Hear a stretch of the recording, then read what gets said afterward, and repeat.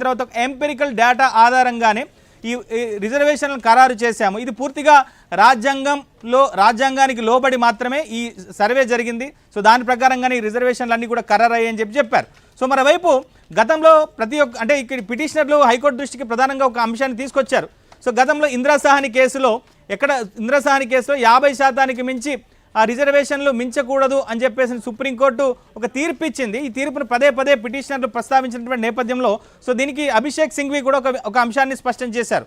So supreme court కేవలం ఆదేశం మాత్రమే ఇచ్చింది తప్ప ఎక్కడ కూడా రాజ్యాంగంలో 50% మించి రిజర్వేషన్లు ఉండకూడదు అనేటువంటి అంశం ఎక్కడ కూడా లేదు. ఇది కోర్టు దృష్టికి తాను తీసుకొస్తున్నట్టుగా కూడా చెప్పారు. సో మరోవైపు ఇక్కడ శాస్త్రబద్ధంగా ఈ కుల వర్గీకరణ జరగలేదు, కులగణన జరగలేదు అని చెప్పేసి వాళ్ళు చెప్పినటువంటి వాదనను కూడా ఆయన వ్యతిరేకిస్తూ తప్పుపడుతూ సో ఏ విధంగా ఈ కులగణన జరిగింది, వర్గీకరణ రిజర్వేషన్లు ఖరారయ్యేటువంటి అంశాలని కూడా ఆయన ప్రధానంగా స్పష్టం చేశారు. మరోవైపు కులగణన లెక్కలు అన్నీ ఫోర్జరీ లేదా ఫేక్ అని చెప్పేసి అనుకుంటున్నారని చెప్పేసి కూడా ఆయన పిటిషనర్లను ప్రశ్నిస్తూ హైకోర్టు దృష్టికి తీసుకొచ్చారు. మరోవైపు ప్రజల అవసరాలను దృష్టిలో ఉంచుకునే ఈ రిజర్వేషన్లు ఖరారు చేశారు. అంటే ఎంపెరికల్ డేటా ఆధారంగా కనుక చూస్తే సో తెలంగాణలో 56.6% బీసీలు ఉన్నట్టుగా ఈ కులగణనలో లెక్కలు తేల్చాయి. సో కనుక బీసీల సంఖ్య ఎక్కువగా ఉంది కాబట్టి వాళ్ళకి 42% రిజర్వేషన్లు కేటాయించిన సబబే అనేటువంటి అంశాన్ని కూడా ఆయన కోర్టు దృష్టికి తీసుకొచ్చారు. మొత్తం మీద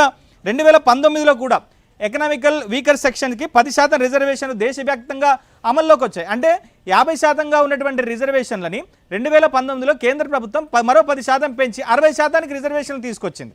ఎందుకంటే 10% ఎకనామిక్ వీకర్ సెక్షన్లు ఉన్నారు కాబట్టి. సో అలానే తెలంగాణలో కూడా ఒక పద్ధతి ప్రకారం కులగణన జరిపినప్పుడు సో ఎంపెరికల్ డేటా ఆధారంగా వర్గీకరణ రిజర్వేషన్ ఖరారు చేసినప్పుడు సో ఇక్కడ బీసీల జనాభా ఎక్కువగా ఉంది కాబట్టి అంటే 56.6% ఉంది కాబట్టి సో వాళ్ళకు 42% రిజర్వేషన్లు ఇవ్వడం అనేటువంటిది సరైందే అనేటువంటి అంశాన్ని కూడా ఆయన కోర్టు దృష్టికి తీసుకొచ్చారు. మొత్తం మీద ఇటు గవర్నర్ తీరును అలానే రాష్ట్రపతి తీరును కూడా ఆయన ప్రధానంగా ఇక్కడ కోర్టు దృష్టికి తీసుకొచ్చారు. సో తెలంగాణలో బిల్లు చేసి ఇటు గవర్నర్ దగ్గరికి 6 నెలలైనా పంపించి 6 నెలలు అయినప్పటికీ కూడా ఇప్పటివరకు గవర్నర్ దీని మీద నిర్ణయం తీసుకోలేదు.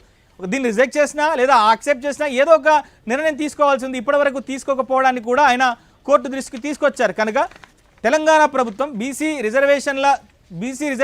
రిజర్వేషన్ల కోసం తీసుకొచ్చినటువంటి జీవో 9 అనేది పూర్తిగా చట్టబద్ధమైనటువంటి జీవో, ఇది రాజ్యాంగంలోకి లోబడి తీసుకొచ్చినటువంటి జీవో కాబట్టి దీన్ని ఖచ్చితంగా హైకోర్టు అనుకూలంగా తీర్పు ఇవ్వాలని చెప్పేసి కూడా సింఘ్వి కోరుతున్నారు. సో మొత్తం మీద తెలంగాణలో అంటే ఓవరాల్గా కనుక చూస్తే ఇక్కడ ఉన్నటువంటి పరిస్థితులను ఆయన కోర్టు దృష్టికి తీసుకెళ్లారు. గతంలో రాజ్యాంగంలో ఉన్నటువంటి నిబంధనలు కావచ్చు లేదా రాజ్యాంగంలో ఉన్నటువంటి కొన్ని పరిమితులు కావచ్చు లేదా రాజ్యాంగంలో ఉన్నటువంటి కొన్ని మినహాయింపులు కావచ్చు వీటన్నిటిని కూడా ఆయన కోర్టుకు దృష్టికి తీసుకొచ్చినటువంటి పరిస్థితి కనిపిస్తుంది.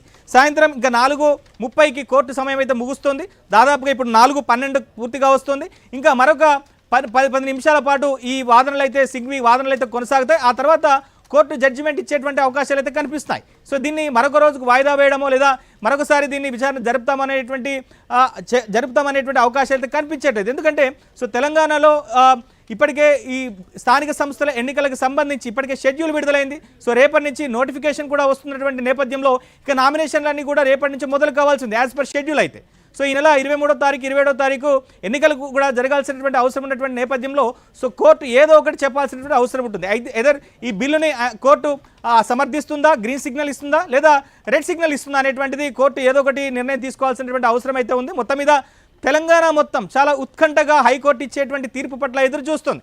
ఉదయం 10:30 గంటల నుంచి తెలంగాణలో ఉన్నటువంటి ముఖ్యంగా పల్లెల్లో ఉన్నటువంటి ప్రజానీకం అంతా కూడా టీవీలకు అతుక్కుపోయి అసలు ఏం జరుగుతోంది, కోర్టు ఏం చెప్తుంది, సో వాదనలు ఏం జరుగుతున్నాయి, చివరిగా కోర్టు ఇచ్చేటువంటి తీర్పు ఏంటి, షెడ్యూల్ ప్రకారమే ఎన్నికలు జరుగుతాయా లేదా ఇప్పటికే అన్ని దాదాపుగా 565 మండలాల్లో ఇప్పటికే రిజర్వేషన్లు ఖరారు చేశారు. సో పలానా మండలంలో ఎంపీపీ పలానా కమ్యూనిటీ అంటే పలానా కులానికి సంబంధించినటువంటి వ్యక్తి ఉంటాడు లేదా పలానా జెడ్పీటీసీ స్థానం పలానా కులానికి సంబంధించినటువంటి వ్యక్తి ఉంటారనేటువంటిది ఇప్పటికే ఖరారు అయిపోయింది. అభ్యర్థులను అయితే అన్ని పార్టీలన్నీ కూడా ప్రకటించాల్సి ఉంది. సో కానీ ఇప్పుడు కోర్టు ఇచ్చేటువంటి తీర్పు ఎట్లా ఉంటుంది, సో ఇప్పటికే రిజర్వేషన్లకు ఖరారు చేశారు. ఆయా పార్టీల నుంచి ఎవరెవరు అభ్యర్థులు ఉంటారనేటువంటి ఒక అంచనాకు వచ్చినటువంటి నేపథ్యంలో సో ఇప్పుడు కోర్టు కనుక ప్రతికూలంగా తీర్పిస్తే మళ్ళీ మొదటికి వస్తుంది. సో 2019లో జరిగినటువంటి స్థానిక సంస్థల ఎన్నికలు ఏ రిజర్వేషన్ల ప్రకారం అయితే జరిగాయో సో ఇప్పుడు ఒకవేళ కోర్టు ఈ బీసీ రిజర్వేషన్ల బిల్లుకు